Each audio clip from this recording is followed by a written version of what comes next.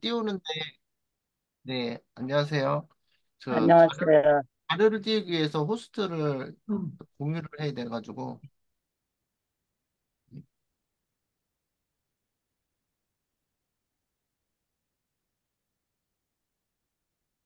호스트를 만들어 주시기 바랍니다. 네, 감사합니다. 자료를 제가 이거 45페이지잖아요. 거기 음. 예, 예, 오늘은 45페이지 맞습니다. 그 제목을 보니까 오늘 그 제목을 보니까 여호와는 중심을 보느니라 이 제목 맞죠? 네. 네, 제가 아, 서 잘 찾아. 교수님, 네, 이거를 저희들에게 좀 보내주시면 좋겠습니다. 제가 네, 카피를 좀 하게요. 네. 아, 그 이거 보아책에 있는 거예요. 네, 아, 보아책에 네. 있는 거의 동일한 내용인데 이제 조금 제가 애드를 했거든요. 아, 그런데 이제 그래요? 올려드리겠습니다. 네, 어쨌든 감사합니다. 네, 제가 시간이 얼마큼 있죠? 하셔요. 한 네, 시간 이상 하셔도 됩니다. 아니 제가 이제 어느 정도인지 알아야 돼가지고 한 예, 예. 그럼 한 시간 정도 생각하겠습니다. 제가 자료는 이제 네 페이지 정도를 준비했는데 우리가 오늘 그 45페이지 그 책의 교재를 보면은 주제 성경절이 사무엘상 16장 7절입니다. 사무엘상 16장 7절을 6절부터 제가 인용을 해서 읽어 드리겠습니다. 그들이 오매 사무엘이 엘리압을 보고 마음에 이르기를 여호와의 기름 부으실 자가 과연 주님 앞에 있도다 하였더니 여호와께서 사무엘에게 이르시되 그의 용모와 키를 보지 말라 내가 이미 그를 버렸노라 내가 보는 것은 사람과 같지 아니하니 사람은 외모를 보거니와 나 여호와는 중심을 보느니라 하시더라. 음. 아멘. 아멘. 네. 이, 이 성경절의 배경은 여러분께서도 잘 아시다시피, 이스라엘의 첫 왕인 사울이, 하나님의 뜻을 잘 따르지 않고 순종하지 않고, 제사보다 순종이 더 낫다고 했는데도, 사울 왕이 잘 하나님의 말씀을 순종하지 않는 그런 행태를 보였어요. 그래서 하나님의 마음에 합한 자에게 기름 부음을 하시기 위해서 어 이세를 집에 찾아가서 이세의 그 아들들을 다 불렀죠. 그 이세의 네. 아들들이 몇 명인지 기억나십니까? 일곱인가, 여덟 명, 여덟인가, 여덟 명. 예, 8명. 예, 네. 예, 8명으로 합의 볼까요? 예. 그래서 아들이 굉장히 많았는데 여기서 이제 그 첫 아들이 이제 앞에 세우는 거죠. 사무엘 앞에. 그래서 사무엘 앞에 세웠는데 그 엘리압이라는 그 아주 키가 훤칠하고 용모와 키를 보지 말라 그랬잖아요. 그래서 네.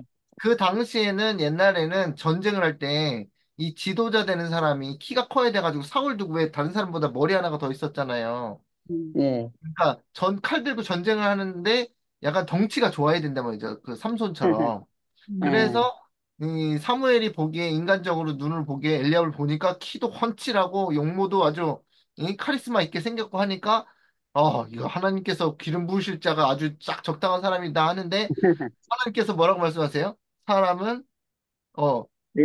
그의 용모와 키를 보지 말라. 네. 네. 내가 보는 것은 하나님의 그 눈은 사람과 같지 않고 사람은 뭘 본대요? 외모를 외모, 본대요. 그죠? 네. 근데 하나님께서는 무엇을 보신대요? 중심. 마음의 중심을 중심. 보신대요. 네. 네. 중심을 보신대. 영어로 이제 하트라고 나왔는데 그 중심이라는 그 단어를 보면은 마음, 동기, 의지, 정신 이걸로 뭐 바꿀 수 있을 것 같아요.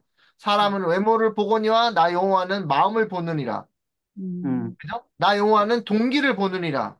나의 음, 여호와는 의지를 보느니라. 나 여호와는 정신을 보느니라. 이런 식으로 이게 그 네. 해석될 수 있다고. 이건 제가 지어낸 단어가 아니고 그 베들레헴 맞아요. 찾아보면 이런 정도의 단어의 뜻이 있다고 그러더라고요. 히브리어 그 원어가. 음, 그래서 다른 말로 하면 내 마음의 보좌에 저는 처음에 이제 마음의 중심, 동기, 그 사람이 어떤 동기를 가지고 있나 뭐 이런 거를 생각했는데 제가 음, 오늘 묵상하면서 이제 본 것은 더 들어가서 그 사람이 순수한 마음을 가지고 있는가를 보시는 것도 맞아요. 근데 이제 더 나아가서 우리가 하나님께서 우리를 보실 때 어떻게 보신다고 생각을 하냐면 다른 말로 하면 내 마음의 보좌의 주인이 누구신가를 보신다는 뜻이다. 음, 여러분의 마음의 보좌는 누가 앉아 있나요? 이게 그 하나님께서 그 중심을 보신다고 하셨을 때 우리도 똑같이 중심을 보실 거 아니에요. 음, 그래 그렇죠. 여러분의 마음의 보좌에는 누가 앉아 있나요? 내 마음의 보좌에는 예수님이 계신가? 음, 아니면 선교 사업이 성공하고 수많은 교인들에게 칭찬받고 또 뭘 받아요? 음, 인정받고 또 음, 박수도 받기 위해 내 음. 자아가 내 마음 보좌에 차지하는가를 보신다는 것입니다. 아멘. 이거를 제가 음. 왜 이 선교 사업 성공 이런 걸 왜 얘기했냐면요. 여러분, 지금 방금 이 문 구절에서 보면은 누굴 뽑는 거예요? 왕. 예, 왕. 이스라엘의 지도자를 뽑는 장면이에요. 이스라엘 지도자. 그러니까 지금 우리의 마음 개인 개인이 전부 다 지도자는 아니지만 이, 여기 구절의 내용을 보면 하나님께서 이스라엘의 지도자를 찾으시는데 그 지도자의 자리는 일개 개인보다 굉장히 훨씬 더 중요하죠. 음, 그렇죠. 예.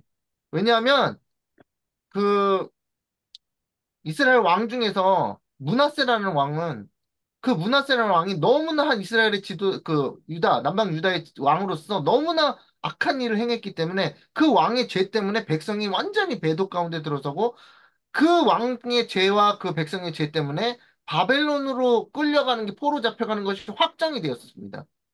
음, 그래서 이스라엘의 지도자를 세우실 때 하나님께서 대충 세우실까요? 아니면 정말 마음의 중심을 잘 보실까요? 마음을 보셔야죠. 예. 네. 그래서 마지막 때도 14만 4천이 되시려는 여러분에겐 똑같이 우리의 마음을 보신다고 생각합니다. 우리의 음, 마음의 보좌에는 음, 예수님이 앉아 계신가? 아니면, 내가, 이거 지도자 역할에 대한 걸로 지금 말씀드리는 거예요. 우리가 이제 모두 지도자가 아니니까 이제 될 수 없는, 이제 적용이 되지 않을 수 있지만, 우리 지도자니까 선교 사업이 해야 되죠. 선교 사업. 그렇죠? 그러니까 선교 사업을 이끄는데 수많은 교인들에게 칭찬받을 수가 있어요. 잘하면. 또 인정도 받고, 또 박수도 받을 수 있죠. 그런데 내 안에 보호자에 예수님이 앉아 계시지 않으면 어쩌면, 아, 내가 정말 이 교회 안에서 지도자가 되어서 엄청나게, 사람들에게 칭찬받고, 선교 사업을 성공으로 이끌면서 사람들이 나에게 칭찬받고, 나는 정말 유명한, 음, 교회 안에서 인정받고 박수받는 유명한, 그런 사람이 되고 싶어 하는 어떤 자아 실현, 자아를 높이기 위한 정신이 들어있을 수도 있다는 것입니다. 음, 그래서, 오늘 그 주제가 그런 주제입니다. 그래서 내 마음의 보좌에 누가 앉아 계시는가? 내 마음의 보좌에 예수님이 앉아 계시느냐? 내 스스로의 자아 실현을 이루기 위해서 앉아 있느냐? 음, 그 차이가 굉장히 하늘과 땅 차이입니다. 그래서 그렇죠. 그 사울과 다윗에 대한 이야기가 이제 배경이었는데 이런 말씀이 있었죠. 사울이 죽인 자는 천천히요, 다윗이 죽인 자는 만만. 만만이라.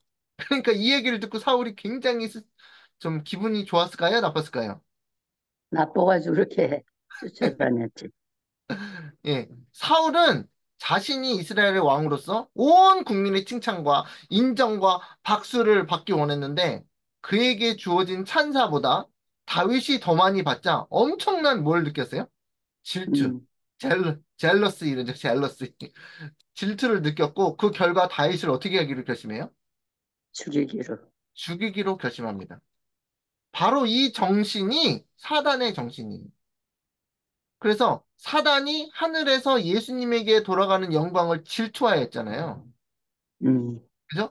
그래서 네, 사단이 반역을 일으킨 것처럼 이 사건이 있던 이래로 사단의 정신을 가진 모든 죄인들은 이러한 정신을 가진 것으로 나타납니다. 이거 제가 오타를 냈네요. 음, 그래서 어, 여기 그 아까 전에 교재 거기 나온 그 교회 증언 이권 115페이지 말씀을 읽어드릴게요. 이 사업의 유일한 목적은 하나님의 사업입니다. 우리가 다 모두 하나님의 사업을 이제 참여하고 있는데 하나님의 사업의 유일한 목적은 하늘의 상급을 늘리는 데만 있는 것이 아니다. 어떤 이들은 이런 점에서 이기적이다.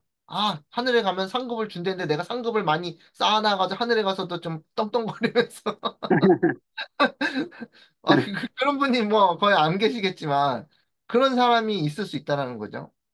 그리스도께서 우리를 위해 하신 일을 생각할 때 죄인들을 위해 당하신 고통을 볼 때 우리는 순결하고 영혼을 위한 사심 없는 사랑의 동기로 그들의 유익을 위해서 자신의 즐거움과 편리를 뭐 해가면서 희생. 희생해 가면서 그분의 모본을 따라야 한다. 그리스도 앞에 있는 기쁨, 모든 고통 중에서도 그분을 견디게 하였던 기쁨은 불쌍한 죄인들의 구원이었다. 예수님의 아멘. 마음에 그 예수님께서 엄청난 고생을 많이 하셨잖아요. 뭐 여우도 굴이 있는데 예수님은 이제 머리 둘 곳도 없으셨고 옷도 막 단벌 신사였고 그러죠? 그래서 막 밤새도록 기도하시고 막 병자들을 고치시고 그런데 예수님께서 그 힘든 일을 그 봉사를 하셨을 때 예수님께서 그 힘든 시련을 견디게 하였었던 그런 뭔가 그 기쁨을 주는 일이 있었는데 그것은 불쌍한 죄인들의 구원이었다는 거예요. 아멘. 네. 그러니까 언제든지 피곤해서 쓰러질 것 같은데도 불쌍한 죄인이 하나님의 은혜로 다시 살아나고 병 고침을 받고 예수님을 만나는 경험을 하는 그 모습을 보면서 엄청난 기쁨을 얻었다는 거예요. 막 힘을 얻었다는 음, 거예요. 그래서 이제 여기서 뭐라 그러냐면 이것이 우리 주인의 사업에 있어서 우리가 갖는 기쁨과 야망의 자극이 되어야 한다.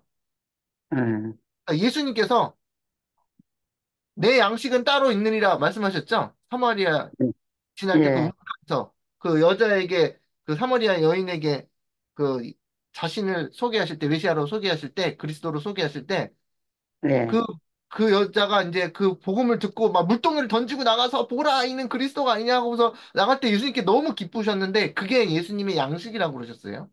제자들이 마을에 내려갔다가 먹을 걸 잔뜩 사갖고 왔는데 어? 예수님 주세요. 그러니까 내 양식은 따로 있느니라 그러시니까 누가 뭐 예수님 나 볼래? 응? 응? 예수님께 양식을 갖다 줬어? 그랬더니 예수님은 그 양식을 말하는 게 아니었죠. 하나님의 아버지의 뜻을 행하는 것이 예수님의 양식이었다. 근데 그것이 엄청난 기쁨으로 예수님의 힘을 줬다라는 거예요. 그런데 하나님의 사업을 하는 사람도 어떻게 해야 된다고요? 똑같이 그래야 된다고요. 그렇게 할 때 우리는 하나님을 기쁘시게 하며 그분의 종으로서 그분께 사랑과 헌신을 나타내게 되는 것이다. 자, 여기 보면은 동료 인간을 위한 참된 사랑은 하나님께 대한 사랑을 낳는다. 우리가 믿는다는 멋진 말을 할 수 있으나 사랑이 없으면 아무것도 음, 아니다. 뭐가 없으면 아무것도 아니래요? 사랑 없으면, 사랑이 없으면. 우리의 믿음은 몸을 불사르게 내어줄 정도가 될 수 있으나 자아 희생의 사랑이 없으면 예수님의 가슴 속에서 살아서 생애로 나타난 사랑이 없다면 우리는 소리나는 뭐예요? 구리요? 울리는 꽹과리가 된다. 그래서 고린도전서 13장을 인용한 거죠. 그래서 예수님 안에서는 넘치는 사랑이 있었구나. 그래서 예수님께서 그 시련을 다 이겨내시면서 예수님의 사업을 하셨구나. 여러분 다 동의하시죠? 뭐 어려운 얘기가 없잖아요. 그래서 이제 제가 그것을 묵상하다가 깨달은 것은 우리가 믿음으로 말면 의를 믿음으로 얻는다는 거거든요. 그 무엇을 얻어야 되냐면 믿음으로 말미암는 의는 믿음으로 말미암는 아가페 사랑과 같다. 이렇게 제가 적었어요. 그래서 음, 고린도전서 13장의 그 사랑은 언제나 오래 참고 사랑은 언제나 온유하며 사랑은 시기하지 않으며 있잖아요. 그게 그 예, 사랑이요 전부 다 그 헬라 원어가 아가페예요. 아가파오. 그런데 그 아가페는 오직 하나님만 가지고 계신 속성이에요. 그래서 음, 하나님은 사랑이시니라 하나님은 아가페니라 이렇게 기록되어 있습니다. 그러면 여러분에게는 아가페라는 것이 있을까요?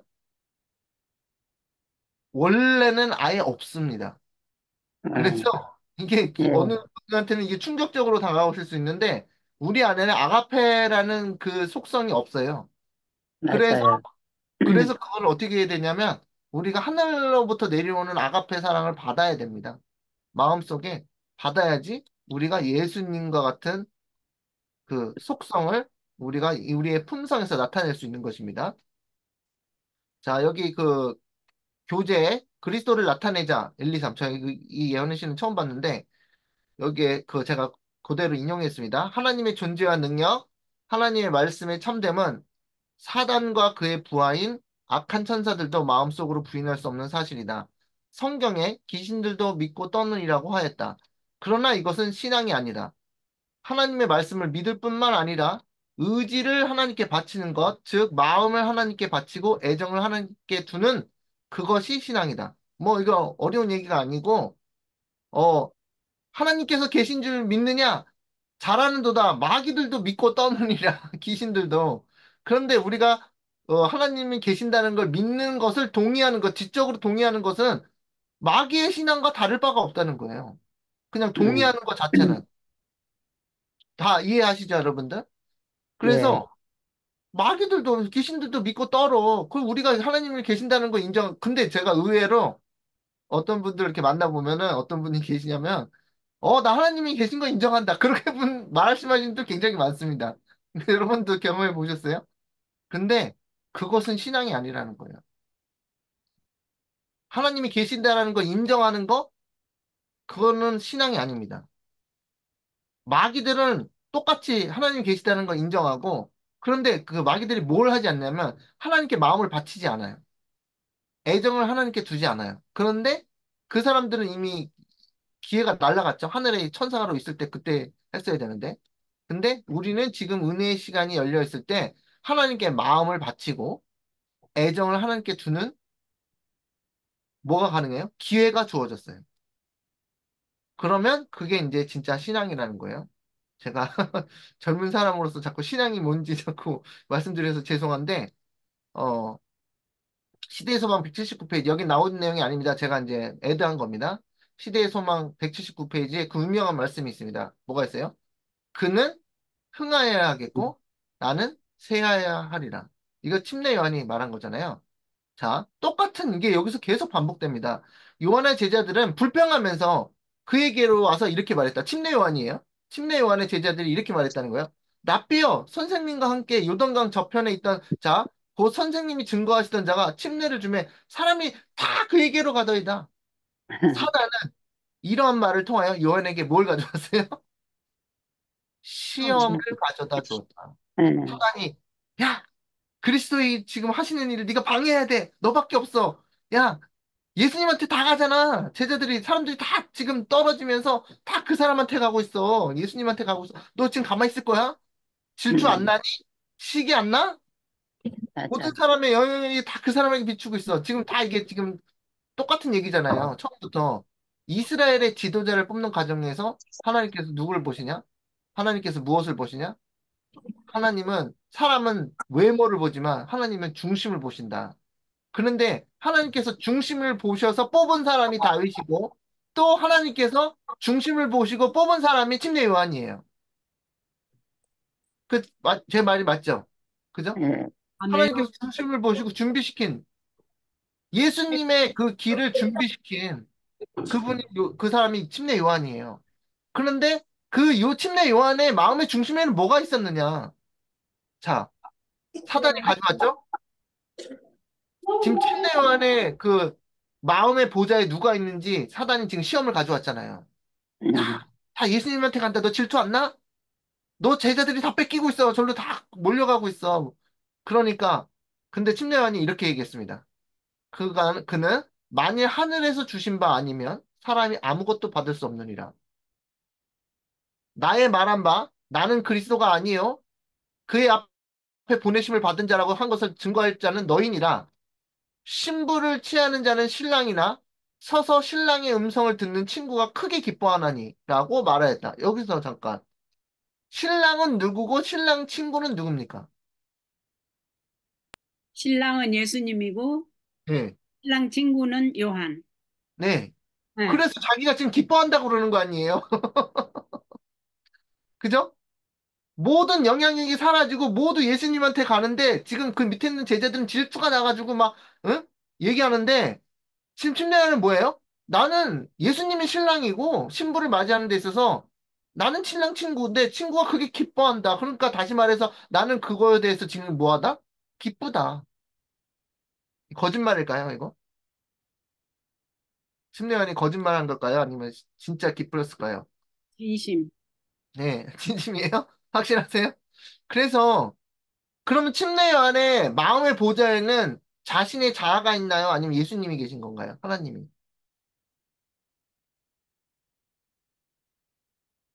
예, 예수님이 계시죠? 그래서 신랑이 그의 신부를 영접하면 친구의 사명은 완성된다. 친구가 자기가 추진하여 오던 이들의 결합으로 얻는 행복을 기뻐하는 것과 같이 요한도 사람들을 예수님에게로 인도하도록 부르심을 받았으므로 구주의 사업이 성공하는 것을 목격하는 것은 그의 무엇이었다? 기쁨이었다.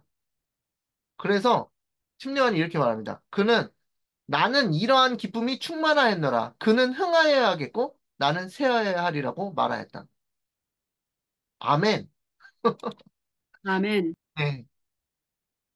심내화는요, 그냥 실제로, 진짜로, 거짓말이 아니라 진심으로 예수님께 영혼을 이끄는 데 있어서, 이끌어 주는 데 있어서 예수님한테 사람들이 몰려가면서 예수님을 영접하는 그 모습을 보면서 마음에 뭐가 충만했다고요? 기쁨이 네. 충만했다는 거예요. 그렇죠? 그래서 침례요한은 예수님에게, 창조주 예수님에게 돌아갈 영광을 자기가 빼앗지 않았어요. 모든 영광을 예수님께 돌렸습니다. 그런데 고은 사단이 아주 영악하지 않나요? 그 자리에서 딱 시험을 하잖아요. 이 사람이 진짜 모든 영광을 하나님께 돌리는지 아니면 자기가 자기의 영광을 구하였는데 자기에게 돌아올 영광이 뺏기니까 질투를 일으키는지. 그런데 침례와는 진짜로 모든 영광을 하나님께 돌렸습니다. 자, 여기 보면 요한은 믿음으로 구속주를 바라봄으로 자기 희생의 경지에 도달했다. 저 이거 처음 봤어요, 이번에. 믿음으로 예수님을 바라봄으로 자기 희생의 어떤 경지에 도달했다. 그는 사람들의 이목을 자기 자신에게 이끌려 하지 않고, 뭐, 혹시 그런 분들 보셨는지 모르겠어요. 사람들의 이목을 자기 자신에게 이끌려 하고, 자기 자신이 박수를 받으려 하고 자기 자신이 모든 사람의 인정을 받으려고 하고 만약 나 외에 다른 사람에게 인정이나 그 박수가 돌아가면 막 그것 때문에 뭐 참지 못하는 그런 사람들이 있습니다. 그런데 우리에게 이제 침례 요한과 그런 사람이 있으면 둘 중에 사울과 지금 이스라엘 왕 사울과 첫째 왕 사울과 침례 요한이 있고 둘 중에 있으면 우리는 명백하게, 침례요한이 옳고 사울은 자기 마음의 보좌 안에 하나님이 계신 것이 아니라, 하나님께서 중심을 보니까 하나님이 계신 것이 아니라 자기 자아가 있었다는 거죠. 그래서, 침례요한은 사람들의 이목을 자기 자신에게 이끌려 하지 않고 그들의 생각을 더욱더 높이 끌어올려 하나님의 어린 양을 주시하도록 하였다. 하나님의 사자로서 그들의 부르심에 신실한 이들은 자신을 위하여 명예를 구하지 않을 것이다. 이제부터는 지금 현대의 기별입니다. 지금 침례요한에 얘기한 거를 지금 예를 들어주면서 교훈을 주는 거예요. 여기 점점점 생략했죠. 너무 길어가지고 좀 뺐어요. 하나님의 사자로만이 하나님의 기별자로서 다시 말해서 새천사 기별을 전하는 기별자로서 그들의 부르심에 신실한 사람들은 자신을 위하여 명예를 구하지 않을 것이다. 자아에 대한 사랑은 그리스도를 위한 사랑에 삼켜질 것이다. 이게 이제 아멘. 우리의 아멘. 모본으로 제시되었다는 겁니다. 여러분 다 아멘. 동의하시죠? 아멘. 예. 그래서 여러분께서 뭐 이런 뭐 사람들을 많이 이끌어서 뭐 영광을 구하려고 하시는 분들이 뭐 거의 뭐 없으시니까. 근데 제가 이야기를 왜 하냐면 우리가 새천사 기별을 전하다 보면은 우리가 어떻게 보면 하나님의 기별자로서 되다가 이러한 시험에 부딪힐 수 있다는 걸 아셔야 되고, 그 다음에 또한 뭐가 있냐면, 우리가 어떤 지도자들을, 선교 사업하는 지도자들을 바라보면서 그들이 진짜 하나님의 침례왕 같은 사람인가? 아니면 사울과 같은 사람인가? 분별할 수 있는 분별력도 갖추게 되는 거예요. 그래서 여러분은 잘 관찰하셔서 아, 그 사람이 자기에게 영광을 돌리는 것 같다. 그럼 여러분이 뭐 하셔야 돼요? 조심하셔야 돼요. 음. 음, 그래서 예, 그런 기준으로 주어졌고 그 다음에 우리가 하나님께서 우리에게 마음을 보실 때 여러분에게 이제 다 해당되는 겁니다. 우리의 마음을 심판하실 때, 조사 심판할 때도 마찬가지입니다. 우리의 마음의 중심을 보실 거예요. 여러분 다 그렇게 생각하시죠? 네? 네, 네, 네. 지사님 다 그렇게 생각하시죠? 아, 하나님께서 심판의 날에 나를 보실 때 내 마음의 보좌에 누가 계신가를 하나님께서 보실 거예요. 그때 여러분의 그 마음의 보좌에 예수님이 계시지 아니하다면 다 탈락입니다. 네. 아주 확정적으로 말씀드릴 수가 있어요. 내 보좌에 내 자아가 막 펄펄 살아 있잖아요.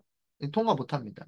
그래서 너무 중요한 얘기를 하는 거예요. 이제부터 굉장히 중요합니다. 아까 전까지 지도자 얘기를 했지만 우리가 지도자 뭐 모든 사람이 지도자가 많지 않지만 지금 지도자 얘기하는 게 아니라 지금부터는 여러분 개인 각자에게 다 적용되는 겁니다. 제가 그 성경 믿음을 알면 그 성경을 공부하면서 말씀 공부하면서 가장 충격적인 그 말씀을 깨달았을 때 뒤통수를 맞을 것 같은 충격적인 그 사건이 하나 있었어요.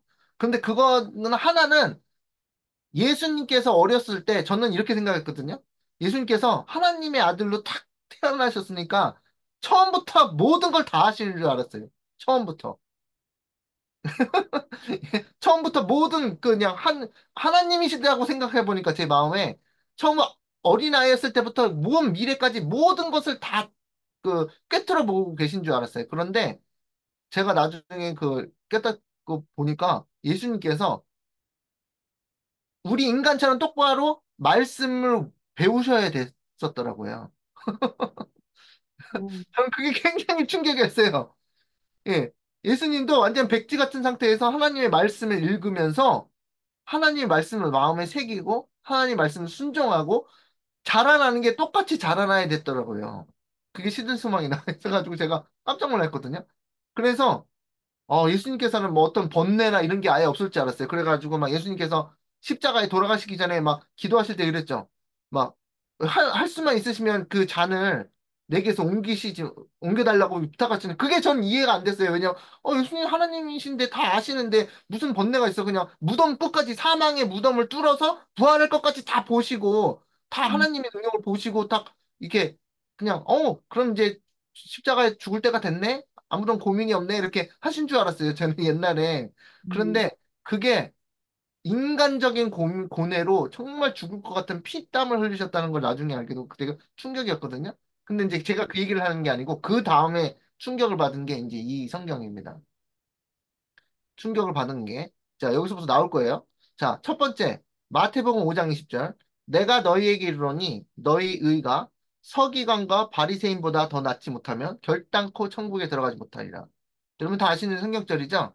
이것과 관련해서 이제 밑에 보시면 이게 두 번째로 충격받은 이게 제게 어떻게 다가왔는지 말씀드리겠습니다. 여기 보면은 예수님께서 너희가 의가 서기관, 바리새인 누구예요? 그 종교 지도자들이죠, 당시. 여러분 다 아시잖아요. 그죠? 근데 예수님께서 너희가 가진 의가 서기관과 바리새인보다 더 낫지 않으면 더 우월하지 않으면 결코 천국에 들어가지 못하리라. 그게 무슨 말이냐면 지금 시대를 말하면 지금 예를 들어서 지금 시대를 말하면 예수님께서 지금 2024년에 오셔서 교회에서 너희가 지금 신학 박사, 목사님, 합회장님 그런 수준의 종교 지도자들을 가리키면서 그들의 의보다 더 우월하지 못하면 결단코 천국에 들어가지 못하리라고 말씀하시는 것과 똑같은 말씀이에요. 그런 정도의 맥은 이게 그 수준이에요. 그 말씀이. 그래서 굉장히 충격이었던 거예요. 서기관과 바리새인들보다 의가 더 월등하지 않냐면 근데 이 사람들이 서기관과 바리새인들이 그 당시에 예수님 초림 당시에 백성으로부터 멸시를 당하는 그 직책이었나요? 예? 여러분 한번 대답해 보세요. 이 당시에 서기관과 바리새인들이 온 백성으로부터 멸시를 당하는 직책이었어요? no. 예, 노 하셨는데. 성경을 받을 자리였죠. 네. 네, 네. 모든 백성에게 존경을 맞이하는 존경과 박수를 받는 직업이었어요. 그런데 예수님께서 뭐라고 말씀하시는 거예요? 너희의 의가 모든 백성으로 존경받는 서기관과 바리새인들보다 더 우월하지 아니하면 너희들은 결단코 천국에 못 들어가요. 그럼 그게 얼마나 지금 충격적인 말씀인지 지금 그게 느껴지세요? 그래서 제가 이게 굉장히 충격이었는데, 어? 이 사람들이 얼마나 율법을 잘 지켰어요. 그렇지 않나요? 그리고 장터에서 장터에서 장터에서 하나님 기도를 하고 사람들에게 랍빛이여 하면서 랍빛이요. 지금은 뭐라 그럴까요? 랍빛이요. 정말 그 율법 강의가 너무 좋았습니다. 이렇게 존경받고 있는 사람들인데 그 사람들의 의보다 월등하지 아니하면 결단코 천국에 들어가지 못하리라. 이 말씀을 들어서 제자들도 깜짝 놀랐을 거예요. 그 하나님, 그 예수님의 그 가르침은요, 그냥 충격 그 자체였고 그냥 파격이었어요. 파격적이었어요. 당시에. 자, 사인즈 1901년 7월 31일자에 하나님의 율법을 어떻게 지키는 것에 대해서 이렇게 써 있습니다. 하나님의 율법의 적용 범위는 겉으로 드러난 행동은 물론이요. 그죠? 겉으로 드러난 행동. 그런데 물론이요. 감정과 동기에까지 이른다. 그것은 어둠 속에 숨겨진 것들 위에도 빛을 비추기 때문에 마음에 숨겨진 비밀을 드러낸다. 하나님은 모든 생각과 목적과 계획과 동기를 아신다. 맞는 말씀인가요? 네. 아멘. 예, 맞는 말씀이죠. 그러니까 다시 말해서 이거를 뭐냐, 하나님은 모든 생각과 목적과 계획과 동기를 아신다. 이거는 아까 전에 우리가 처음에 읽었던 성경절이 뭐였죠? 하- 다른 사람들은 외모를 보거니와 하나님은 우리의 중심을 보신다 그랬잖아요. 그 말씀이. 우리의 모든 생각과 목적과 계획과 동기를 보신다는 거예요. 그래서 여러분 바리새인의 의를 여러분 정확하게 어 요번에 그 지금 같이 공부해서 우리가 알아야 된다고 생각합니다. 로마서 10장 1절에 이 말씀입니다. 이 말씀이 굉장히 충격적이었어요. 형제들아 내 마음에 원하는 바와 하나님께 구하는 바는 이스라엘을 위함이니 곧 그들로 구원을 받게 하려 함이라. 자, 이스라엘에 대해서 얘기를 하고 있습니다. 사도 바울이. 내가 증언하노니 그들이 하나님께 열심히 있으나 올바른 지식을 따른 것이 아니니라. 이스라엘 백성들이 지금 하나님께 열심히 없는 게 아니에요. 그냥 교회 안 나가고 뭐 가끔씩 안 나가고 뭐 교회 좀 뭐 코로나 있을 때는 안 나가고 뭐 이렇게 이 교회 출석 빠지고 이런 게 아니에요. 하나님께 대한 열심이 엄청나게 있다는 거예요. 그런데 그 열심이 어디에 따른 것이 아니냐면 올바른 지식에 따른 것이 하나님의 도에 따른 것이 아니라고 얘기하고 있어요. 근데 그 올바른 지식에 따르지 않으니까 어떤 얘기를 하냐면 이렇게 얘기합니다. 하나님의 의를 모르고 자기의 의를 세우려고 힘써 하나님의 의에 복종하지 아니하였느니라. 이게 누구냐면 서기관들과 바리새인들의 의예요. 예수님께서 말씀하셨잖아요. 하나님 너희의 의가 바리새인들과 서기관의 의를 보다 우월하지, 초월하지 아니하면 결단코 천국에 들어갈 수 없느니라 그랬잖아요. 그런데 이거를 다른 말로 쓴 것이 이거예요. 바리새인들과 서기관들이 하나님의 의를 모른대요. 하나님의 의를 모른다니까요, 아예. 그리고 이것이 있는지도 모르고 이것이 진짜 백인데 자기의 의를 세우려고 또 힘써 세워 막. 그러니까 얼마나 힘썼는지 온 백성들과 사람들에게 존경을 받는다니까요. 사회에서 최고의 존경을 받아요. 얼마나 힘을 쓰는지. 그런데 지금 하나님 말씀이 뭐예요? 그들이 하나님의 의를 하나도 모른다는 거예요. 그리고 자기의 의를 세우려고 엄청 힘써서 힘쓴 나머지 하나님의 의에 복종도 안 해. 그런데 이 사람들이 자기들의 상을 받아야 안 받아요? 너무 자기의 의를 세우려고 너무 힘쓴 나머지 근데 결과가 없는 게 아니고 결과가 있다니까요. 무슨 결과가 있냐면 온 백성들로부터 존경을 받아요. 박수를 받고 찬사를 받아요. 그런데 예수님께서 말씀하신 게 뭐냐면 이게 엉터리 의라는 거예요. 온 백성과 교인으로부터 존경을 받는데 그 의가 엉터리라는 거예요. 그래서 사단이 엄청 잘 속이죠. 바울 선생님이 얘기하는 거예요. 사도 바울이. 그들이 하나님의 의를 모른다. 그런데 자기 의의를 엄청 힘쓰면 뭔가 티가 나서 사람으로부터, 모든 백성으로부터 이제 분별을 당해서 멸시를 당해야 되는데 그게 아니고 존경을 받는다는 거예요. 자, 여기서 교회 증언 2권 466페이지 보시면 이렇게 써 있습니다. 그들은 바리새인의 의의가 뭔지 잘 보세요. 바리새인의 의의과 서기관들의 의의가 그들은 예수께서 부르셨다고 말씀하시는 바 낮고 천하고 가난한 사람들 위에 무엇을 느낀다고요? 우월감을 느낀다. 우월해. 왜냐하면 온 백성과 그 교인들이 막 칭송하니까 그들은 영원히 자리를 지키려고 애쓰며 자, 갈채를 받으며 박수 갈채를 받으며 남들이 할 수 없는 위대한 일을 하여 공적을 인정받으려고 애쓴다. 누가요?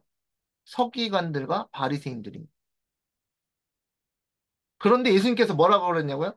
그래서 실제로 박수를 받아요? 또 안 받는 것도 아니고. 그리고 엄청난 일들을 또 해. 위대한 일들을 해. 그래서 그 공주가 인정받아요. 박수 받으면서 갈채를 받아요. 그런데 예수님께서 뭐라 그러시냐면 이것은 자신들의 의다. 하나님의 의가 아니라고 그리고 하나님의 의가 뭔지도 모른다. 이런 사람들이. 여러분 지금 여기서 영적 분별력으로 눈이 확 띄어, 띄어져야 됩니다. 그러나 그들의 세련된 정신 조직의 정교한 부분들은 비천하고 불행한 사람들과 함께 접하는 것을 가로막는다. 그들은 전혀 이치에 닿지 않는 소리만 한다. 그들이 마음에 썩 들지 않는 이 의무들을 회피하는 이유는 그들의 대단한, 대단한 이기심 속에 나 찾아볼 수 있다. 소중한 자아가 그들의 모든 행위와 동기의 중심이다. 그래서 하나님께서 뭘 보신다고요? 그 사람의 마음의 보좌에 누가 앉아 있는지를 보신다고요. 용어는 사람을 외모를 보거니와 그래서 사람이 막 박수치고 인정하고 와 훌륭하십니다 막 박수치는데 인정을 하고 그거를 받고 막 또 기분도 어깨가 들썩들썩한데 하나님은 그렇게 안 하시고 그 사람의 마음의 보좌에 예수님이 계신가 아니면 그들의 바리새인들과 서기관들의 아주 소중하고 소중한 자아가 앉아 있는지를 보신다는 거예요. 일단 저는 그렇게 묵상했습니다. 대단한 이기심 속에 자아가 똘똘 뭉쳐서 마음의 보좌에 앉아 있는 거예요. 그래서 하나님께서 보실 때 그리스도께서 앉아 계신가? 아니면 그들의 소중하고 이기적인 대단한 자아가 앉아 있는가를 하나님께서 보실 때는 실수가 없으실 것입니다. 근데 저는 이 말씀이 완전히 뭐 누구를 손가락질하는 게 아니라 제 자신의 제 마음의 보좌에 누가 있는지를 살펴보게 되더라고요. 그 무서운 기별이에요. 사실 이게. 그래서 왜 충격적인지 아시겠죠? 이제 제가 왜 충격을 받았다는 거죠. 자, 솔대소망 613페이지 보면 이렇게 써 있습니다. 저희의 모든 행위를 사람에게 보이고자 하여 하나니 곧 그 차는 경문을 넓게 하며 옷수를 크게 하고 잔치의 상석과 회당의 상자와 시장에서 문안받는 것과 사람에게 랍비라 칭함을 받는 것을 좋아하느니라. 누가요? 하나님의 의를 일 하나도 모르고 오직 자신의 의를 힘써 행하는 사람들이요. 그러나 너희는 랍비라 칭함을 받지 말라. 너희 선생은 하나요. 너희는 다 형제니라. 또한 지금 어느 정도 생략했습니다. 이거 다 읽어보시려면 시대소망 613페이지를 읽어보시기 바랍니다. 또한 예수님께서는 랍비나 선생님이라는 이름을 탐내는 허영심을 책망하셨다. 허영심이래요. 랍비나 뭐 현대에도 똑같지 않나요? 현대에도? 현대에도 이 역사가 반복되고 있지 않나요? 네, 예수께서는 그와 같은 뭐요? 칭호는 사람들에게 속한 것이 아니고 그리스도께 속한 것이라고 선언하셨다. 예수님이 선언하셨네요. 제사장들과 서기관들과 관원들과 율법의 해석자들과 관리자들은 다 한 하늘 아버지의 자손인 형제들이다. 예수께서는 어느 누구에게도 저희 양심과 신앙을 그가 지배하고 있음을 나타내는 명예로운 칭호를 주지 말아야 한다는 사실을 백성들의 마음에 새기셨다. 현대에도 반복되지 않나요? 역사는 반복된다고 저의 그 제가 같이 하는 그 성경 모임의 그 예언 연구의 그 핵심이 그거잖아요. 역사는 어떻게 된다요? 반복된다. 누가 이 명예로운 칭호를 취하려고 하고 있나요? 누가? 우리는 아무도 이러한 칭호를 가지면 안 됩니다. 그걸 하면요. 내 자아가, 소중한 자아가, 이기심으로 똘똘 뭉친 자아가 내 마음의 보좌에 자리 앉고 있을 거예요. 예수님을 거절하고. 자, 율법주의적 신앙은 천국에 들어갈 수 없음. 바리새인들이 율법주의적 신앙이었죠. 로마서 3장 20절 보겠습니다. 그러므로 율법의 행위로 그의 앞에 의롭다 하심을 받을 육체가 없나니 율법으로는 죄를 깨달음이니라.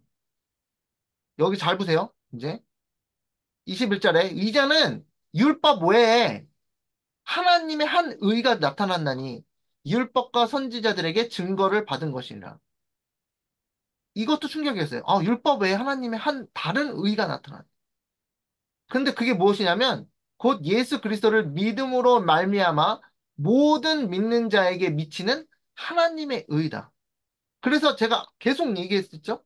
지금 이번 시간에 그 바리새인과 서기관들이 하나님의 예수 그리스도를 믿는 하나님의 의를 1도 몰라서 그들이 어떻게 했냐면 자기들이 막 엄청나게 힘써 행해서 자신들이 상을 다 받았어요. 백성들로부터 막 박수를 받고 찬사를 받고 랍빗이여 이런 모든 칭호 명예로운 칭호를 다 챙기면서 근데 그 사람들이 상을 받으면서 정말 예수님이 나타나서 예수님의 의를 드러내니까 예수님의 의를 하나도 모른다 그랬죠? 하나도 몰라서 예수님을 어떻게 하려고 그랬나요? 답변 한번 해보세요. 그 사람들이 자신의 의에 똘똘 뭉쳐가지고 하나님의 의를 하나도 모를 때 어떻게 했어요? 예수님을 죽이려고 그랬지. 네, 그거예요. 그래서 제가 이 얘기를 왜 말씀드리냐면 우리가 똑같이 우리가 예수님의 의를 하나도 모르고 우리 자신의 그 힘써 행한 어떤 우리 자신의 의를 똘똘 뭉치고 내 안에 내 마음의 보좌 안에 예수 그리스도께서 계신 게 아니라 나의 그 이기심과 똘똘 자랑스러운 내 자아가 거기 앉잖아요. 무슨 일을 하냐면 예수님을 죽이는 일을 합니다. 바리새인들과 서기관들과 똑같이 되는 거예요.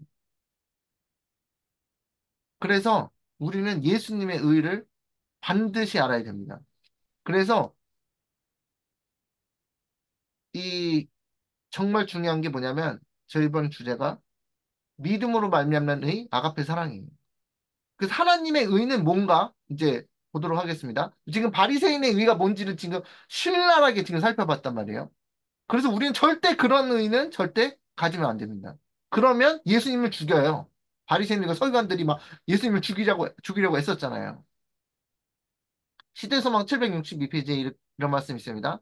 율법은 의, 즉 의로운 생애, 완전한 품성을 요구하지만 인류는 그 요구에 미칠 수 없다. 인류는 하나님의 거룩한 율법의 요구를 충족시킬 수 없다. 이게 이제 바리새인과 서기관들이 모르는 부분이에요. 바리새인과 서기관들이 그들이 무엇을 몰랐냐면 그들이 하나님께서 요구하시는 십계명 율법의 요구를 이룰 수 없다는 거, 자신네들이 도달할 수 없다라는 거를 몰랐어요. 그래서 힘써 행했는데 어느 정도 이루는지 어떻게 확인을 했냐면 백성들이 다 박수를 치는 거예요. 막 칭찬하고 어떻게 그렇게 응? 저기 율법을 잘 지키냐고 하나님 계명을 잘 지키냐고 존경을 받았어요. 그래서 그 사람들은 착각한 거야. 내가 하나님 계명을 잘 지키고 있구나. 그런데 뭐라 그래요? 그 인류는 하나님의 거룩한 율법의 요구를 충족시킬 수 없다라는 사실을 아예 그 이 마인드 속에서 빼버린 거예요. 그러나 거기서 끝이 아니죠. 그럼 우리 하나님의 계명을 지키라 그랬는데 요한계시록 14장에 보면 저 성도들이 인내가 여기 있나니 그들은 하나님의 계명을 지키고 분명히 써 있는데 그죠?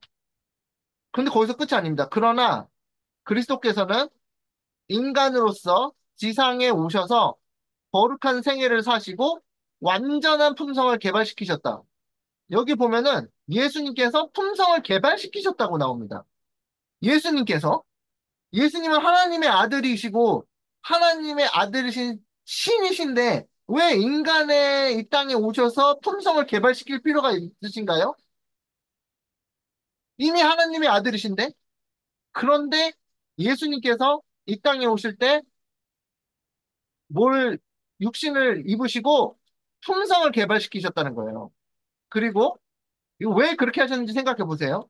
그리고 그리스도께서는 그것을 뭐 하고자 하는 자에게 받고자 하는 자. 그것을 받고자 하는 자에게 값없이 선물로 주신대. 돈을 주고 사는 것도 아니고 그것을 선물로 주신다는 거예요. 예수님의 성품을 완전한 품성을 선물로 주신다는 거예요. 그런데 바리새인들이 이걸 알았다고요? 몰랐다고요?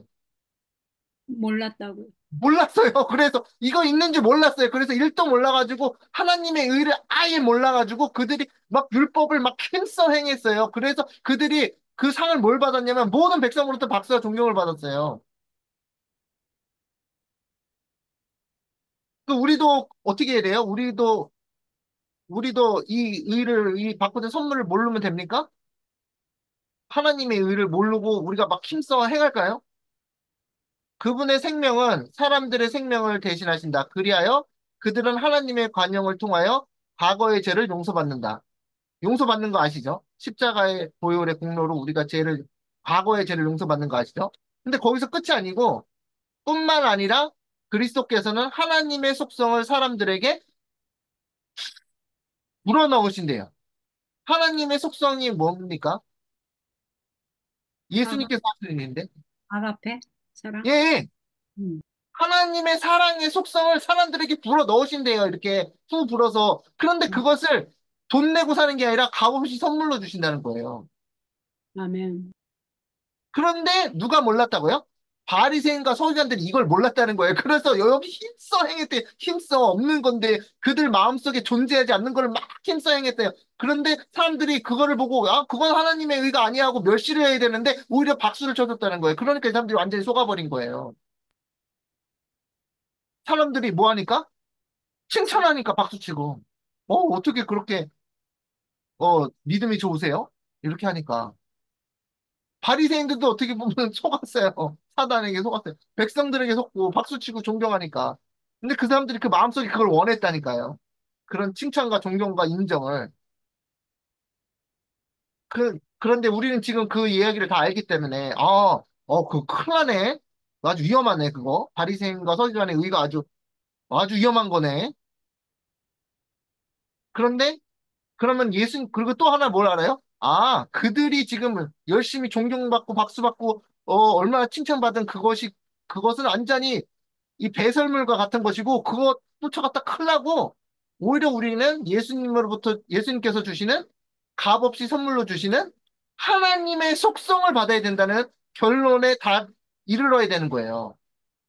하나님의 속성.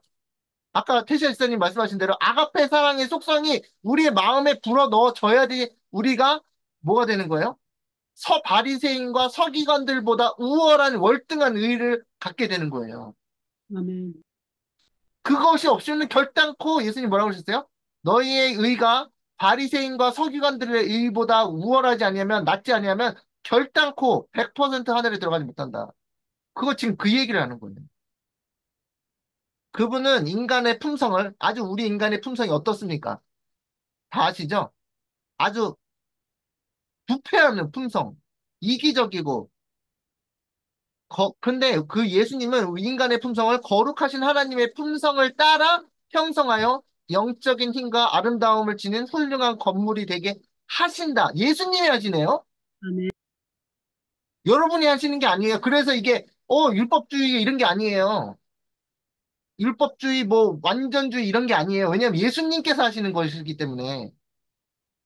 예수님이 우리 안에 하나님의 속성을 불어넣으신데, 저거 완전주의야, 뭐, 이렇게 하시겠어요? 그래서, 그리하여, 자, 예수님께서 하나님의 속성을 우리의 마음속에 불어넣으시기 때문에 성령을 주신다는 거 아닙니까? 이게 후 부는 이거는 성령이잖아요. 그죠? 그래서 이것을 하시기 때문에 그리하여 그 결과로 바로 이 율법의 의가 그리스도를 믿는 자에게서 성취된다. 이거 외에는, 이 방법 외에는 아무도 하나님의 율법을 지킬 수 없습니다. 다시 말해서 14만 4천의 그 표적인 그들은 하나님의 계명을 지키며 예수의 믿음을 가진 자들이더라. 그 하나님의 계명을, 그 계명, 10계명을 아무도 지킬 수 없습니다. 아무도 지킬 수 없어요. 하나님의 속성이 우리 마음에 불어 넣으신 바 되지 아니하면 우리는 율법의 그 계명, 하나님의 계명 지키는 거 아무도 지킬 수 없습니다. 만약 그걸 지킨다고 생각하면 여러분 그 뭐 안 하시겠지만 저도 그렇게 생각하지 않는데 그 만약 그거 없이 이거 없이 만약 하나님 계명을 지킨다 그렇게 하면요 우리가 서기관과 바리새인의 의가 있는 거예요. 천국에 들어갈 수 없는 하나님께서는 자기도 의로우시며 또한 예수 믿는 자를 의롭다 하실 수 있다. 이거 예수님의 사역입니다. 다시 말해서 우리의 사역이 아니에요. 우리가 우리의 사역으로 의롭게 될 수 있으면 예수님은 필요 없어요. 근데 예수님께서 하시는 사역은 뭐냐면 하나님의 속성, 아가페 사랑의 속성을 우리의 마음에 불어 넣으시는 일이에요. 그런데 이것을 돈 주고 사는 게 아니라 값없이 선물로 사야 됩니다. 그런데 예수님께 꼭 드려야 될 게 있냐면 뭐냐면 우리가 생각했던 우리 자신의 스스로 의롭다고 생각하는 더러운 옷을 벗어야 돼요. 그 더러운 옷을 벗는 게 스가랴 3장 이야기입니다. 자, 어, 여러분 품성에 우리 교회 안에서 맨날 예수님 재림하십니다. 그러면 우리 무슨 얘기하냐면 이거 준비하십시다 얘기하는데 무엇을 준비해야 된다고요? 전부 다 그냥 100명이면 99명 이상이 전부 다 품성에 대해서 얘기합니다. 제 말 맞죠? 제 말 맞지 않나요? 네, 자, 맞아요. 예. 교회에서 다 제가 다닌 교회에서도 그 얘기해요. 그러니까 여러분이 다닌 교회에서도 다 그 얘기할 거예요. 예수님 재림이 임박하다. 그럼 품성을 준비해야 된다. 그럼 품성의 완성은 어떻게 이루어질까? 궁금하지 않으세요? 근데 품성의 완성이 어떻게 이루어질까 아까 얘기했잖아요. 여기. 예수님께서 하나님의 속성을 사람들에게 불어 넣으신다. 그 아가페 사랑의 마음을. 자, 여기 보세요. 실물경호 384페이지 이렇게 써 있습니다. 사랑은 경건의 기초이다. 사람이 말로는 아무리 공언한다 할지라도 자기 형제들에 대해 이기심 없는 사랑을 갖지 않는다면 이기심 없는 사랑은 그 사랑의 이름을 뭐라고 그랬죠, 아까 전에? 이기심 없는 사랑? 아가페 사랑. 네, 아멘, 감사합니다. 그것을 갖지 않는다면, 다시 말해서 예수님으로부터 그것을 선물을 받지 않는다면, 그 사람은 하나님께 대한 순진한 사랑을 가질 수 없다. 그러나 우리는 다른 사람을, 이거 잘 보세요. 여기 제가 이거 일부러 줄쳤거든요. 그러나 우리는 다른 사람을 사랑하려고 애쓰는 것만으로는 결코 이러한 정신을 가질 수 없다. 이 분명히 써 있죠. 제가 이게 가끔 이제 어떤 지선이라고 이제 얘기를 하다 보면은 우리 툰성이 정말 우리 사랑해야 돼. 우리 교회, 우리 재림교회 안에 사랑이 없어서 메말랐대. 우리 사랑해야 되는데 어떡하면 좋아. 이러시는 분이 있어요. 여러분 중에서 그러시는 분 있으세요? 근데 여러분이 여러분과 제가 우리가 알아야 되는 게 뭐냐면 우리 맞아. 우리 사랑해야 되는데 다른 이웃을 사랑해야 되는데 하고 애쓰는 그 애쓰잖아요. 어느 정도 애쓰잖아요. 애써 보신 적 있죠? 저도 애써 봤어요. 다. 애쓰는 거는요, 결코 이러한 정신을 가질 수 없다. 불가능해요. 우리가, 하나님이 사랑을, 우리도 하나님이 이웃을 사랑해야지 막 애써 보세요. 그러면요, 결코 아가페는 생기지 않습니다. 결코 100%안 생깁니다. 만약 이웃을 어느 정도 도와줄 수는 있어요. 그런 건 없다는 건 아닌데, 그런데 그게 아가페 사랑은 아니라는 거예요. 이거 굉장히 중요한 거예요. 그래서 제가 줄쳐온 거예요.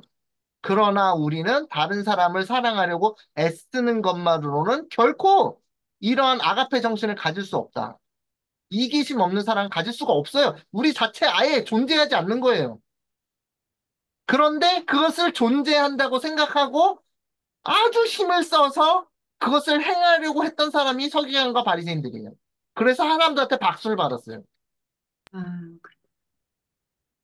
그러니까 착각하죠. 그래서 사단은 그렇게 속는 거예요. 필요한 것은 그리스도의 사랑이 우리 마음 가운데 있어야 된다. 뭐 하셔야 돼요? 그리스도의 사랑이 우리 마음 가운데 있어야 되는데. 그런데 이걸 애쓰면 이게 뿅 하고 생기냐? 아니, 절대 그런 일이 생기지 않아요. 그래서, 근데 어떻게 생기느냐? 여기 중요하죠? 우리의 자아가 그리스도께, 예수 그리스도께 완전히 몰입될 때 사랑은 저절로 생겨나게 된다. 여기 방법 있죠? 우리 자아가 예수님께 완전히 그리스도의 사랑이 완전히 몰입되고 완전히 빠져들 때, 흠뻑 빠져들 때 그때 선물로 주어진다는 거예요. 선물로. 그러면 그리스도에 대한 완전한 몰입, 우리 자아 몰입이 없으면 우리는 절대로 하나님의 계명을 지킬 수 없다는 거예요. 다시 말해서. 자, 여기 중요한 거 나옵니다. 실물경호 384페이지 여기 적어 놓다가 이 골방에서 기도하시면서 읽어보셔야 돼요. 이거를 모르겠어요. 중요한 부분이니까 한 7번 읽어보셔야 될 것 같아요. 그리스도인의 품성의 완성에 대해서 얘기합니다. 그리스도인의 품성의 완성. 이게 지금 예수님 재림 준비하는 거잖아요. 완성이 됐는지를 어떻게 하냐면, 내 품성이 예수님 품성이 완성됐나? 그걸 이제 확인해 보고 싶잖아요. 내가 예수님 재림 준비 잘하고 있나? 그러면 이제 리트머스 시험지 같은 게 있어요. 딱 보면 여기 이렇게 써 있습니다. 다른 사람을 돕고자 하는 생각이 마음속에서 계속해서 일어날 때, 다른 사람이 불쌍해서 계속 그 사람을 돕고자 하는 마음이 막 계속 생겨나, 계속. 그럴 때, 이거 뭐야? 내가 원래 그런 사람이 아닌데? 여러분 중에 이런 사람이 계세요? 그냥 옛날부터? 옛날부터? 그냥 나는 생각만 하면 다른 사람을 돕고 싶어, 막. 그런 마음이 계속해서 일어나는 분 계세요? 이기심 없이? 다른 사심 없이 막 다른 사람을 돕고 싶은 마음이 막 물밀듯이 솟아나는 거야, 그냥. 그 성령의 샘물이 그 샘물에서 솟아나듯이 계속 솟아나는 거예요. 그럴 때, 그럴 때, 곧 하늘의 햇빛이 마음에 충만하고 얼굴에 나타날 때 뭐가 된다? 품성의 완성이 이루어진다. 여러분의 마음에서 그런 마음이 계속해서 물밀듯이 계속 샘솟듯이 일어나면 여러분이 예수님의 마음을 가지신 거예요. 그게 아니면 그게 안 일어난다. 제가 어느 날 막 가만히 앉아 있는데 제 마음에서 그런 마음이 안 일어나더라고요. 이걸 읽는데 실물경을 공부하는데 그래서 제가 그때 알았어요. 확실하게 알았어요. 그 전에도 어느 정도 알았지만 이때 확실하게 알았어요. 100% 확실해서 내 마음에 아가페가 없구나. 그러면 나는 하나님의 계명을 100% 지킬 수 있는 그런 성품을 갖지 못했구나. 성품이 준비되지 않았구나. 그때 알았어요. 땅을 치고 깨달았어요. 바닥을 치고. 아, 그렇구나. 그러면 뭐예요? 제 마음에 비상이 걸린 거예요, 비상. 비상. 비상 상황이에요, 911. 이것을요, 이거를 지금 스스로 자가 진단을 했는데, 마음속에 다른 사람을 돕고자 하는 생각이 마음속에서 계속 일어나는 게 없는 거를 여러분 자가 판단을 딱 했는데, 그때 아무렇지도 않다면 지금 큰 문제입니다. 어떻게 그래도 예수님께서 뭐 사랑으로 구원해 주시겠지. 대착각이에요, 대착각. 예. 그래서 그 찬미가 있잖아요. 목마른 사슴, 시냇물을 찾아 헤매이듯이 그 찬미가 있잖아요. 거기서 여기서 하나님의 아가페 사랑에 대한 내가 없으니까 사랑에 대한 내 마음의 영혼의 갈증이 어마어마한 갈증이 일어나야 돼요. 그게 하나님께서 원하시는 거예요. 여러분께서 내가 그게 없네 낙심하고 그냥 포기하는 게 아니라 내 마음속에서 내가 하늘나라 가야 되는 거는 너무나 확실해. 그렇게 생각하지 않으세요? 혹시? 그런 천국은 침노하는 자의 것이라 그랬잖아요. 침노하는 자. 그만큼 내가 하늘나라 꼭 가겠다고 완전히 마음에 정해가지고 온 정신을 다해서 거기 집중해야 되잖아요. 그럴 때 하늘나라 가야 되는데 내 마음속에 아가페 사랑이 없는 거예요. 완전 메마른 거예요. 아가페 사랑이 하나도 없는 거예요. 그냥 나는 다른 사람 도와주는 척 했는데 그건 나의 의고 다른 사람을 도와줘야 되겠다는 마음이 계속해서 일어나지 않는 것을 확인해 볼 때 내 안에 아가페 사랑이 없는 거예요. 그래서 뭘 느껴요? 어마어마한 갈증을 느껴서 예수님께 붙잡고 늘어질 수밖에 없는 거예요. 예수님, 제 아가페 사랑이 없는데요? 저 이거 큰일 났는데요? 근데 여러분 이걸 가지고, 이 문제를 가지고 절대 그냥 어떤 신앙의 선배님한테 이렇게 뭐 목사님이나 장로님 이런 사람들이 이렇게 논의하지 마세요. 그분들은 어떤 말을 하냐면요. 일단 높은 확률로 여러분이 영생을 얻는지 않는지에 별로 관심이 없을 확률이 굉장히 높아요. 그들은 대부분 어떻게 하냐면, 아유, 지사님 정도면, 아유, 얼마나 교회에서 몇 년을 다니시고 얼마나 헌신하셨는데, 예? 11금 많이 내셨는데, 예? 교회 안 빠지고, 안치기를 안 빠지고 또박또박 다 나오셨는데, 아유, 그냥 예수님의 은혜로 구원받을 겁니다. 다 그런 식으로 얘기할 거예요. 여러분의 마음을 안심시켜주게. 저희가 정말 중요한 얘기인 겁니다. 그래서 어마어마한 갈증을 들으실 때 느껴야 되고, 그래서 심령이 가난한 자는 복이 있나니, 천국이 저희 것이며, 그 상태가 이르러서 예수님에게 나 죽겠다. 늘어지는 거예요. 야곱이 예수님 붙잡고 씨름한 것처럼 여기서 예수님과 씨름해야지 얻어낼 수 있는 거예요. 이런 상황으로 그렇습니다. 화이트분이 글 보고 얘기하는 거예요. 자, 그래서 하나님께서 여러분의 마음의 보좌에 누가 계신지를 보는지 잘 보세요. 골로새서 1장 27절 하나님이 그들로 하여금 이 비밀의 영광이 이방인 가운데 얼마나 풍성한지를 알게 하려 하심이라. 이 비밀은 너희 안에 계신 누구요? 그리스도시니 곧 영광의 소망이니라. 이게 영광의 소망이라는 거예요. 지성소의 영광, 지성소에 들어가는 지성소의 빛의 소망이 뭐냐? 우리 안에 계신 그리스도예요. 그래서 다시 말하면 하나님께서 우리에게 중심을 보느니라 겉모습을 보지 않고 중심을 보시라. 우리 마음의 보좌에 누가 계시냐? 너희 안에 계신 그리스도. 예수님이 우리 마음의 보좌 안에 계시면 통과해요. 간단하지 않아요? 그런데 이거는 우리의 노력으로 되는 게 아니라 우리가 예수님께 간구해야지만 일어날 수 있는 거예요. 예수님께서 내 마음의 보좌 안에 들어오시라고 매일같이 그냥 기도를 해야지 가능한 일이에요. 자, 아멘. 로마서 8장 9절. 만일 너희 속에 하나님의 영이 성령이죠. 거하시면 너희가 육신에 있지 아니하고 영에 있나니 누구든지 그리스도의 영이 없으면 그리스도의 사람이 아니라. 또 이 똑같은 얘기고 있죠. 똑같은 얘기죠.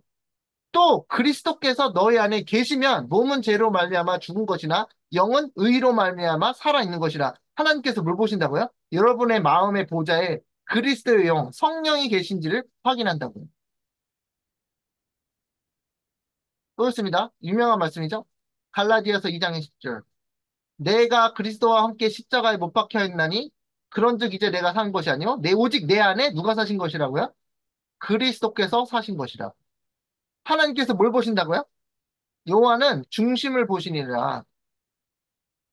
여호와께서는 중심을 보느니라. 여호와 같은 말로 하면 여호와께서는 내 안에 거하시는 그리스도의 정신, 다시 말해서 그리스도를 보신다. 성령을 보신다. 이것을 여러분께서 완전히 이걸 지금 이거를 깨달으시고 완전히 100%뭐 다 아시는 분도 계시겠지만 깨달으시면요. 서기관과 바리새인의 의, 서기관의 의, 이런 바리새인의 의를요. 어, 이게 완전히 잘못된 것이고 이거는 하늘 천국에 들어갈 수 없는 의란 걸 100% 깨닫고 비상에 걸려서 엄청난 갈증으로 예수님의 의를 사모하는 갈증으로 예수님의 예수님의 그 바지끄레기를 붙잡고 눈물 흘리면서 늘어질 수밖에 없는 기도가 나올 수밖에 없습니다. 아멘. 그래서 이제 예수님께 요구하는 거예요. 근데 예수님한테 우리가 뭐 돈을 드릴 필요가 없잖아요. 그런데 뭘 버려야 되냐면 우리가 가지고 있는 서기관의 의, 바리새인의 거짓된 의를 빨리 벗어버려야 됩니다. 그걸 안 벗으면 옷을 일단 입고 있으면 더러운 옷이라도 입고 있으면요. 여러분 이제 만약에 뭐 어떤 뭐 비가 와가지고 미끄러져 바닥에 엎드렸는 넘어졌는데 흙탕물로 옷이 다 버렸어요. 더러운 옷이에요. 그런데 일단 그 옷을 벗진 않죠. 그거 묻었다고 사람들 많이 보면은. 왜냐하면 그거 벗으면 더 창피하니까. 그런데 그 옷을 빨리 벗어버려야 됩니다. 창피하고 그런 게 중요한 게 아니에요.